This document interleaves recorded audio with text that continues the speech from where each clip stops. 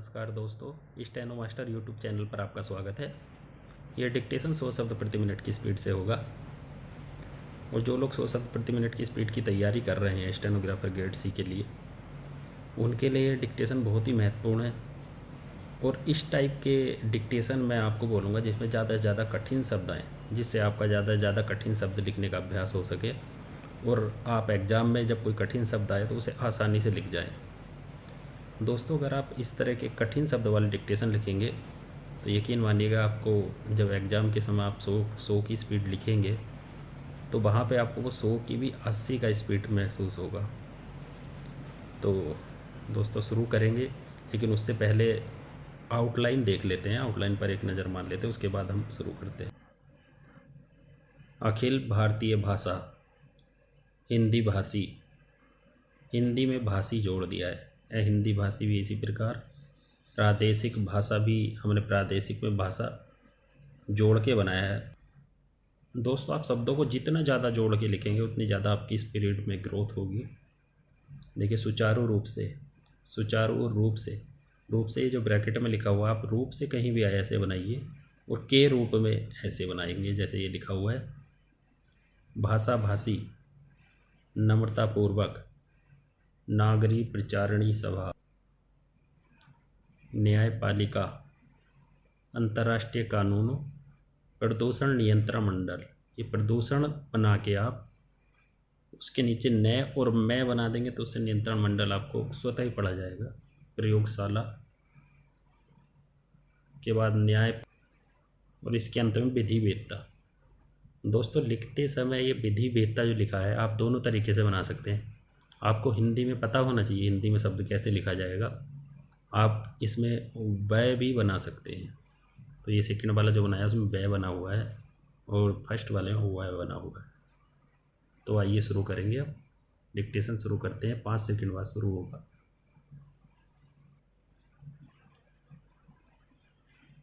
आदरणीय महोदय, हिंदी के लिए यह अवश्य ही गौरव का विषय है कि उसने भारतीय संविधान ने अखिल भारतीय भाषा का स्थान दिया है।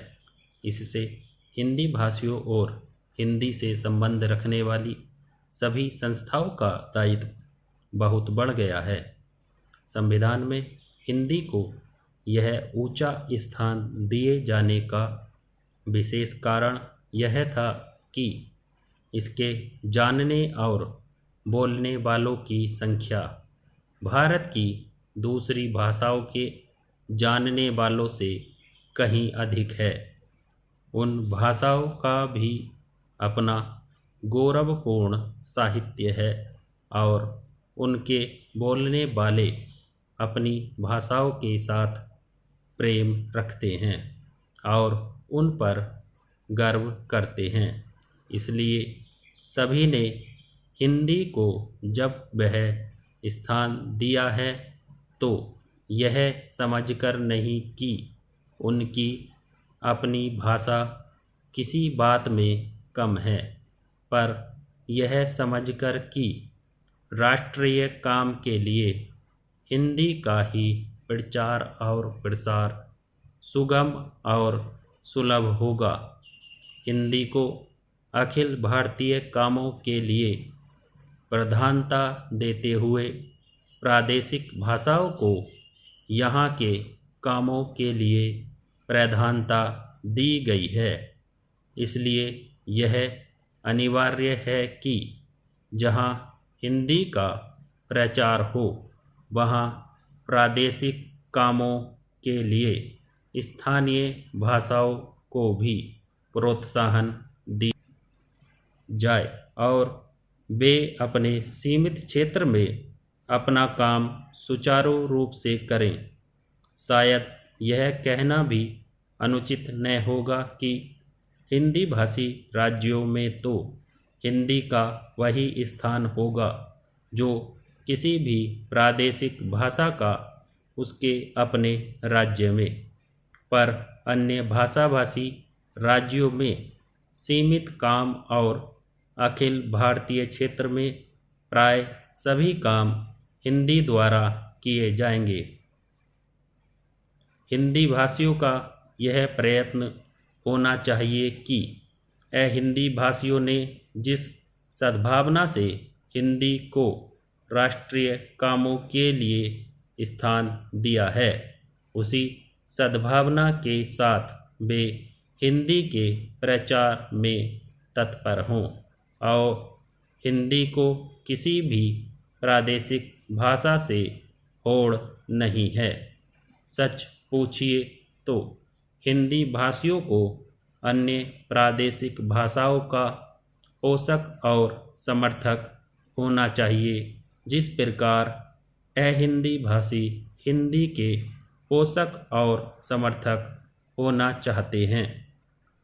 हिंदी भाषियों के व्यवहार और आचरण से यदि कहीं भूल से भी यह आभासित हुआ कि हिंदी अन्य सभी भाषाओं से अधिक समृद्ध, अधिक परिपुष्ट साहित्य वाली या प्राचीन तथा नवीन विचारों और भावों को व्यक्त करने में अधिक शक्तिशाली भाषा है और इसलिए इसको अधिकार है कि अखिल भारतीय राष्ट्रीय कामों के लिए यह राष्ट्रभाषा मानी जाए, तो इसका फल यह होगा कि अन्य भाषा भाषी हिंदी के प्रति ईर्ष्या करने लगेंगे और जो संविधान चाहता है वह काम पूरा नहीं हो सकेगा और हिंदी उस स्थान को प्राप्त नहीं कर सकेगी जो संविधान ने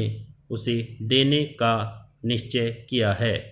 दूसरे शब्दों में हमें हिंदी का प्रचार नम्रतापूर्वक करना चाहिए।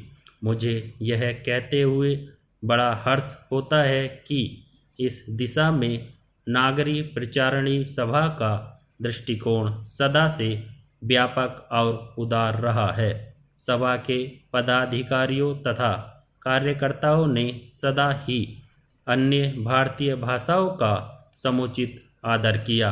यह सभा की परंपराओं के अनुकूल ही है कि हीरक जयंती के उपलक्ष्य में एक प्रकाशन योजना बनाई गई है।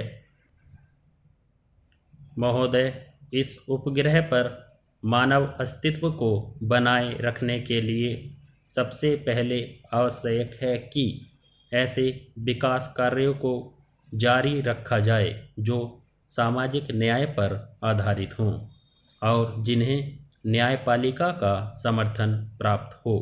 अन्यथा पर्यावरणीय प्रदूषण के कारण न तो पीने के लिए साफ पानी मिलेगा और न सांस लेने के लिए शुद्ध वायु और न ही आश्रम देने वाले वृक्ष ही रहेंगे। 21वीं सदी में संपूर्ण संसार मात्र शमशान भूमि तथा उद्योगों की छीजन और रेडियोधर्मी कचरे की कूड़ेदानी बनकर रह जाएगा। लोभी मानव को सोने का अंडा देने वाली मुर्गी को नहीं मारना चाहिए। वायु, जल, वनस्पतियाँ और पशु पक्षी मनुष्य जाति के अस्तित्व के अभिन्न अंग हैं, जिन पर उसका भविष्य निर्भर करता है। सार्वभौमिक न्याय का यही मूल तत्व है, जिसे राष्ट्रीय और अंतर्राष्ट्रीय कानूनों का रूप दिया जाना चाहिए। कुछ विशेष अपवादों को छोड़कर हमारे न्यायालय समझते हैं कि पर्यावरण संबंधी कानून से न्याय व्यवस्था भंग हो जाएगी और कानूनी अधिकारों का हनन होगा, क्योंकि हमारे विधिवेत्ता और न्याय प्रणाली कानून के इन नए आयामों से अपरिचित ही नहीं, अनभिज्ञ भी है।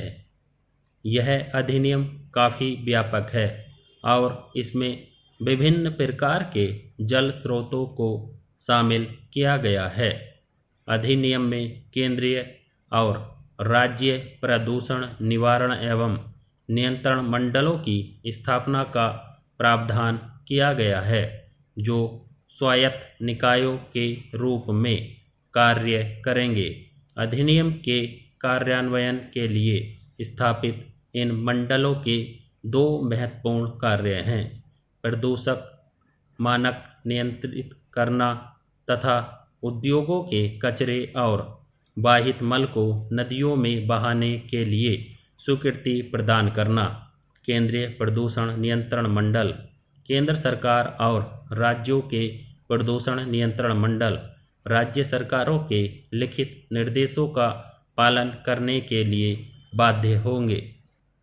राज्य में प्रदूषण नियंत्रण मंडल द्वारा निर्धारित मानकों का अतिक्रमण और सहमति की शर्तों का उल्लंघन करने वालों को कठोर दंड देने का प्रावधान किया गया है।